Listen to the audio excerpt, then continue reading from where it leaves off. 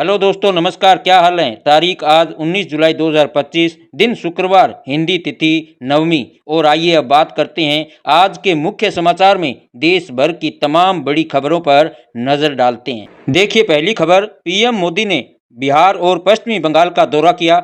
इस दौरान बिहार के मोतिहारी में जनसभा को संबोधित करते हुए कहा, पुणे की तरह पटना और मुंबई के जैसा मोतिहारी बनेगा। जिस तरह का रोजगार गुरुग्राम में है, वैसे ही गया जी में मिलेंगे।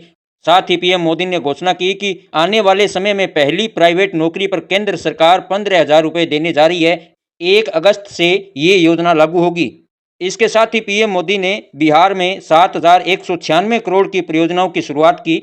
आप देख सकते हैं, सड़क एवं परिवहन राजमार्ग मंत्रालय की 1173 करोड़ की परियोजनाएं, इलेक्ट्रॉनिक और सूचना प्रौद्योगिकी मंत्रालय की 63 करोड़ की परियोजनाएं, रेलवे की 5,398 करोड़ की, पीएम आवास योजना के 40,000 अभ्यर्थियों को 162 करोड़ ट्रांसफर किए गए, 12,000 अभ्यर्थियों का गृह प्रवेश, 61,500 स्वयं सहायता समूह को 400 करोड़, पूर्वी चंपारण के लिए 700 करोड़, देश के लिए 4 अमृत भारत ट्रेन को हरी झंडी, 1 ट्रेन मोतिहारी से दिल्ली के बीच चलेगी। समस्तीपुर बछवाड़ा रेल रूट पर ऑटोमेटिक सिग्नलिंग सुविधा, 4,080 करोड़ की दरभंगा नरकटियारगंज रेल लाइन दोहरीकरण परियोजना। इस तरह की 7,196 करोड़ की परियोजनाओं की शुरुआत की गई है। इसके साथ ही पीएम मोदी ने पश्चिमी बंगाल का भी दौरा किया। इस दौरान पीएम मोदी ने घुसपैठियों के खिलाफ कार्रवाई को लेकर कहा, भाजपा किसी भी साजिश को कामयाब नहीं होने देगी, ये मोदी की गारंटी है। प्रधानमंत्री मोदी ने पश्चिमी बंगाल के दुर्गापुर में कहा, बंगाल में टीएमसी ने अपने स्वार्थ के लिए घुसपैठ को बढ़ाया है, इसके लिए इकोसिस्टम बनाया जा रहा है, ये राज्य, देश और बांग्ला संस्कृति के लिए खतरा है। इसके अलावा पीएम मोदी ने बंगाल में 5 नए प्रोजेक्ट्स की शुरुआत की। चलिए अगली खबर देखिए, देश में बना पहला डाइविंग सपोर्ट जहाज आईएनएस निस्तार शुक्रवार को भारतीय नौसेना में शामिल किया गया। इसे समुद्र के अंदर 300 मीटर तक रेस्क्यू अभियान के लिए बनाया गया है। इस जहाज का वजन 10,000 टन से ज़्यादा है, साथ ही 118 मीटर लंबा है। चलिए अगली खबर देखिए, 18 जुलाई 2025 को पीएम किसान योजना की 20वीं किस्त किसानों के खाते में आने की उम्मीद थी, लेकिन अब तक पैसे नहीं आए हैं। सरकार या कृषि मंत्रालय की ओर से कोई आधिकारिक घोषणा नहीं हुई है, जिससे किसानों की चिंता बढ़ गई है। मीडिया रिपोर्ट्स में कयास लगाया जा रहा था कि बिहार के मोतिहारी में आयोजित कार्यक्रम में प्रधानमंत्री नरेंद्र मोदी पीएम किसान की 20वीं किस्त के पैसे जारी करेंगे, लेकिन ऐसा नहीं हुआ। अब सवाल यह किया जा रहा है कि अगर मोतिहारी से किसानों के खाते में पैसे जारी नहीं किए गए, तो आखिरकार ये कहाँ रह गए, कहाँ अटक गए पीएम किसान योजना के पैसे। चलिए अगली खबर देखिए, मुख्यमंत्री नीतीश कुमार की अध्यक्षता में शुक्रवार को कैबिनेट की बैठक हुई। बैठक में 125 यूनिट बिजली फ्री देने पर मुहर लगी है। एक हफ्ते में सरकार ने दूसरी मीटिंग बुलाई थी। मीटिंग में राज्य सरकार ने फैसला लिया है कि सौर ऊर्जा के उपयोग को बढ़ावा देने के लिए एक नई योजना लाई जाएगी। इसमें सभी घरेलू बिजली उपभोक्ताओं को 1 अगस्त 2025 से हर महीने 125 यूनिट तक की खपत पर पूरा अनुदान 100% सब्सिडी मिलेगी। चलिए अगली खबर देखिए, जोधपुर हाईकोर्ट के कर्मचारियों से 90 लाख रुपए की ठगी का मामला सामने आया है। पैसे डबल के लालच में लाखों रुपए गंवाए। कॉफी मशीन में निवेश के नाम पर फ्रॉड सामने आया है। साइबर क्रिमिनल नए नए तरीकों से लोगों को ठग रहे हैं। जोधपुर में ऐप के जरिए कॉफी की वर्चुअल मशीन में इन्वेस्टमेंट का झांसा देकर हाईकोर्ट परिसर में करीब 90 लोगों से करोड़ों रुपए ठग लिए गए। चलिए अगली खबर देखिए, आम आदमी पार्टी अब INDIA का हिस्सा नहीं। सांसद संजय सिंह ने कांग्रेस की भूमिका पर उठाए सवाल, कहा यह कोई बच्चों का खेल नहीं। चलिए अगली खबर देखिए, सुप्रीम कोर्ट ने कहा कि NIA के मामलों की जल्द सुनवाई के लिए स्पेशल कोर्ट और अलग इंफ्रास्ट्रक्चर जरूरी है। जल्द ही नहीं बनाया गया तो अदालतें आरोपियों को जमानत देने पर मजबूर होगी। चलिए अगली खबर देखिए, दिल्ली और बेंगलुरु में शुक्रवार सुबह 80 से ज़्यादा स्कूलों को बम से उड़ाने की धमकी मिली है। दिल्ली के 45 से ज़्यादा स्कूलों को धमकी भरा ईमेल भेजा गया। इसमें पीतमपुरा, द्वारका, पश्चिमी विहार, रोहिणी, संगम विहार समेत दूसरे इलाकों के स्कूल भी शामिल है। चलिए अगली खबर देखिए, कर्नाटक के मुख्यमंत्री सिद्धारमैया ने सोशल मीडिया कंपनी मेटा के ट्रांसलेशन फीचर पर आपत्ति जताई है। सिद्धारमैया की तरफ से मेटा को लेटर भेजा गया, जिसमें कहा गया कि वे अपने कन्नड़ ऑटो ट्रांसलेशन फीचर को तब तक के लिए बंद कर दे जब तक वह तथ्यों को तोड़ना मरोड़ना बंद करना नहीं सीख लेता है। तो वहीं मेटा के एक प्रवक्ता ने कहा, हमने उस समस्या को ठीक कर दिया है जिसकी वजह से कन्नड़ ट्रांसलेशन में थोड़ी देर के लिए गड़बड़ी हुई थी। हमें खेद है ऐसा हुआ। चलिए अगली खबर देखिए, 5 दिन की रिमांड पर चैतन्य बघेल। छत्तीसगढ़ के भिलाई में ईडी ने पूर्व मुख्यमंत्री भूपेश बघेल के बेटे चैतन्य बघेल को गिरफ्तार किया है। न्यूज एजेंसी एएनआई के मुताबिक यह गिरफ्तारी शराब घोटाले से जुड़े मनी लॉन्ड्रिंग मामले में हुई है। चलिए अगली खबर देखिए। गोल्डन टेम्पल को धमकी देने के मामले में हरियाणा का इंजीनियर पकड़ा गया है। पंजाब में गोल्डन टेम्पल को शुक्रवार को 5वें दिन एक बार फिर बम से उड़ाने की धमकी दी गई है। इस मामले में अमृतसर पुलिस ने हरियाणा से एक सॉफ्टवेयर इंजीनियर को हिरासत में लिया है। उसकी पहचान फरीदाबाद के शुभम दुबे के तौर पर हुई है, जिससे अमृतसर लाकर पूछताछ की जा रही है। पुलिस कमिश्नर गुरप्रीत सिंह भुल्लर ने इसकी पुष्टि की है। चलिए अगली खबर देखिए। केंद्रीय वित्त मंत्री से मिली श्रुति चौधरी, विकास मुद्दों को लेकर चर्चा की। बोली, स्वरोजगार के लिए जरूरतमंद महिलाओं को सहायता राशि उपलब्ध कराई जाए।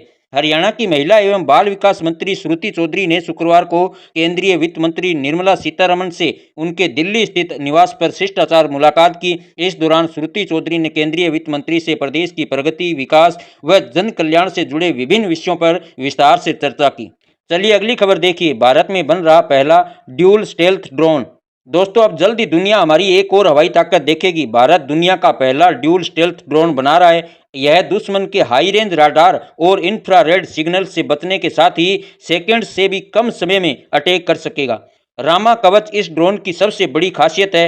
रामा खास स्वदेशी कोडिंग मटेरियल है जो राडार और इंफ्रारेड की पहचान को 97% तक कम कर देता है। अभी सिर्फ अमेरिका, चीन और रूस के पास ही राडार से छुपने वाले स्टेल्थ ड्रोन हैं।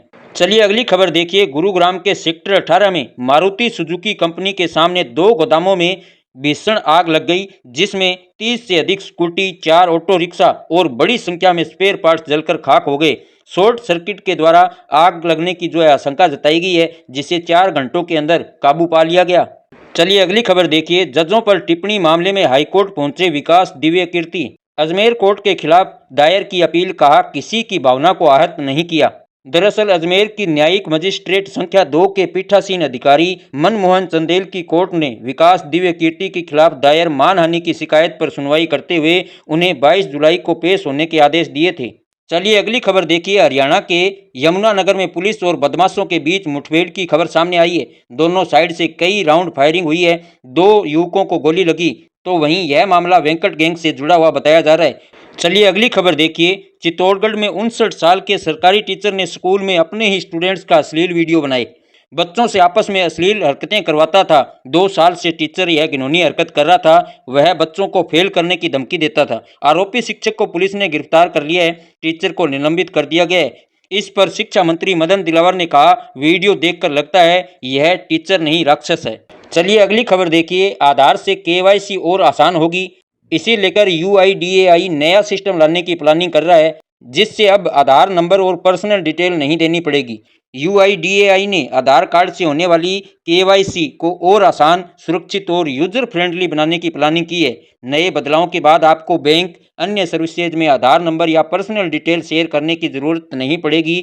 यूआईडीएआई क्यूआर कोड और पीडीएफ जैसे नए तरीकों को बढ़ावा देखिए। बीएमडब्ल्यू की सबसे सस्ती कार भारत में लॉन्च हो गई है। BMW 2 सीरीज ग्रैंड कूपे में ट्रैक्शन कंट्रोल और लेवल 2 एडास जैसे सेफ्टी फीचर शामिल हैं।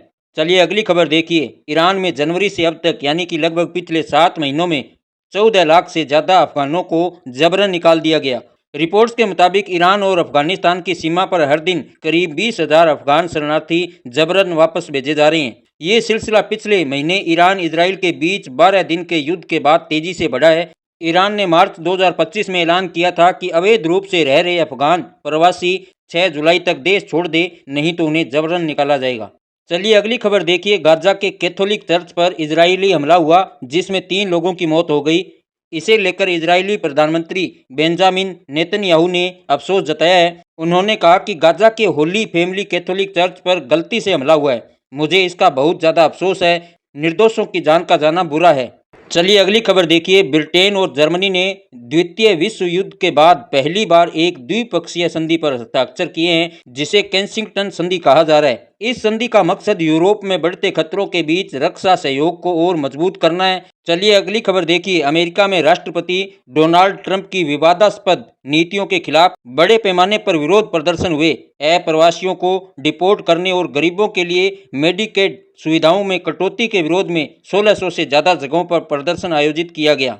चलिए अगली खबर देखिए। अमेरिका ने पाकिस्तान समर्थित टीआरएफ को विदेशी आतंकवादी संगठन एफटीओ और विशेष रूप से नामित वैश्विक आतंकवादी एसडीजीटी की लिस्ट में डाल दिया है। अमेरिकी विदेश मंत्री मार्को रूबियो ने शुक्रवार को बयान जारी कर इसकी जानकारी दी। चलिए अगली खबर देखिए। भारतीय मानक ब्यूरो बीआईएस ने 9 कैरेट गोल्ड से बनी ज्वेलरी पर हॉलमार्क अनिवार्य कर दिया है। अब तक 24 carat, 23 carat, 22 carat, 20 carat, 18 carat और 14 कैरेट तक के गोल्ड से बनी ज्वेलरी पर ही हॉलमार्क जरूरी था, लेकिन अब 9 कैरेट गोल्ड से बनी ज्वेलरी पर भी हॉलमार्क अनिवार्य कर दिया गया है। इससे मिडिल क्लास के लोगों को फायदा मिलेगा, इसकी कीमत कम होगी और लोगों को सस्ता ऑप्शन मिलेगा। चलिए अगली खबर देखिए। भारतीय क्रिकेट कंट्रोल बोर्ड यानी बीसीसीआई ने फाइनेंशियल ईयर 2023-24 में रिकॉर्ड तोड़ कमाई की है और इसकी कुल आय 9,792 करोड़ रुपए रही। इसमें से 5,761 करोड़ रुपए आईपीएल से आए हैं, तो वहीं बोर्ड के पास 30,000 करोड़ से भी ज़्यादा रिजर्व में है। चलिए अगली खबर देखिए। बिहार में 40 डीएसपी का तबादला, पटना सहित कई जिलों के अफसर बदले गए। पटना में 18 दिनों में 14 मर्डर के बाद सरकार एक्शन में है। खेमका मर्डर केस और पारस अस्पताल में घुसकर गैंगस्टर चंदन मिश्रा की हत्या के बाद पटना के 22 डीएसपी में से 7 डीएसपी को हटा दिया गया है। चलिए अगली खबर देखिए। आरजेडी से निकले तेज प्रताप यादव बनाएंगे अपनी पार्टी, अनुष्का बनेगी राजनीतिक सहयोगी। लालू प्रसाद यादव के ज्येष्ठ पुत्र और समस्तीपुर जिले के हसनपुर विधानसभा के विधायक तेज प्रताप यादव ने पार्टी से बगावत कर दी है। तेज प्रताप यादव जल्द ही नई पार्टी बनाने वाले हैं और इसमें उनकी मित्र अनुष्का भी साथ आने वाली है। मीडिया रिपोर्ट्स के मुताबिक वो आने वाले 2 दिनों में पार्टी के नाम की घोषणा कर सकते हैं। हालांकि अभी इसकी आधिकारिक पुष्टि नहीं हो पाई है। चलिए अगली खबर देखिए। प्रशांत किशोर की तबीयत बिगड़ी, भोजपुर में कार्यक्रम छोड़ हॉस्पिटल में एडमिट हुए। आरा की एक जनसभा के दौरान जन सुराज पार्टी के प्रमुख प्रशांत किशोर की तबीयत अचानक बिगड़ गई, जिसके बाद उन्हें इलाज के लिए हॉस्पिटल में एडमिट कराया गया। तबीयत खराब होने के चलते उन्हें बीच सभा से ही जाना पड़ा। प्रशांत किशोर इन दिनों अपनी पार्टी जन सुराज के प्रचार में सक्रिय है। उन्होंने दावा किया है कि बिहार की सभी सीटों पर अकेले चुनाव लड़ेंगे और चुनाव से पहले या बाद में किसी भी पार्टी से कोई गठबंधन नहीं करेंगे। चलिए अगली खबर देखिए। रिलायंस इंडस्ट्रीज का मुनाफा 78% बढ़कर 26,994 करोड़ रुपए हो गया है। पहली तिमाही में कमाई 2.63 लाख करोड़ रुपए रही और रेवेन्यू 5.26% बढ़ा। मार्केट वैल्यू के लिहाज से देश की सबसे बड़ी रिलायंस इंडस्ट्रीज ने वित्त वर्ष 2025-26 की पहली तिमाही में 2,63,000 करोड़ से भी अधिक रुपए की कमाई की है। यह पिछले साल के मुकाबले करीब 10% ज़्यादा है। पिछले साल की समान तिमाही में कंपनी ने 2,40,200 करोड़ रुपए की कमाई की थी। चलिए अगली खबर देखिए। अमेरिका में पढ़ाई के लिए जाने वाले भारतीय छात्रों की संख्या में 70% तक की भारी गिरावट देखी गई है।